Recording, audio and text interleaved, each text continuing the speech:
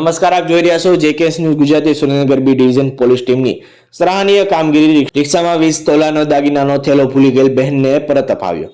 સુરેન્દ્રનગર શહેરના કરમણપરા વિસ્તારમાં રહેતા જહાનવીબેન ગૌતમભાઈ ગમારા પોતાના બહેનના પ્રસંગમાં સુરેન્દ્રનગરના કુંભારપરામાં જવા માટે ટીમ્બી હોસ્પિટલ પાસે આવેલી રામકુટી રોડથી એક રિક્ષામાં બેસી નીકળ્યા હતા.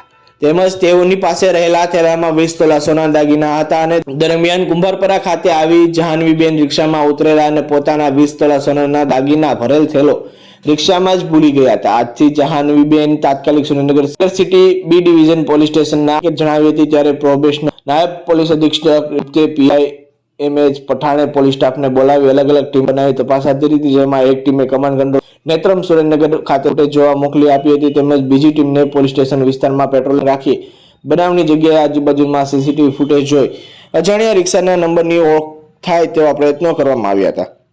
આ દરમિયાન કમાન્ડ કંટ્રોલ રૂમ દ્વારા આ બહેનને જે રિક્ષામાં બેઠા હતા તે રિક્ષા નંબર ધ્યાને આવ્યો હતો. આથી રિક્ષા ચાલકને શોધી કાઢી સોનાના દાગીના ભરેલો થેલો રિક્ષાની પાછળની સીટમાં ભૂલી ગયેલા હતા. તે શોધી કાઢ્યો તો આ 20 તોલા સોનાના દાગીના ભરેલો મૂળ માલિક જહાનવીબેન ગૌતમભાઈ સુરેન્દ્રનગરની સિટી બી ડિવિઝનને બોલાવી તેમને પરત સોંપી માનવતાની એક મશાલ કાયમ કરી હતી. પોલીસ ખરા અર્થમાં પ્રજાની મિત્ર હોવાનો ઉત્તમ ઉદાહરણ પૂરું પાડવામાં આવ્યું હતું.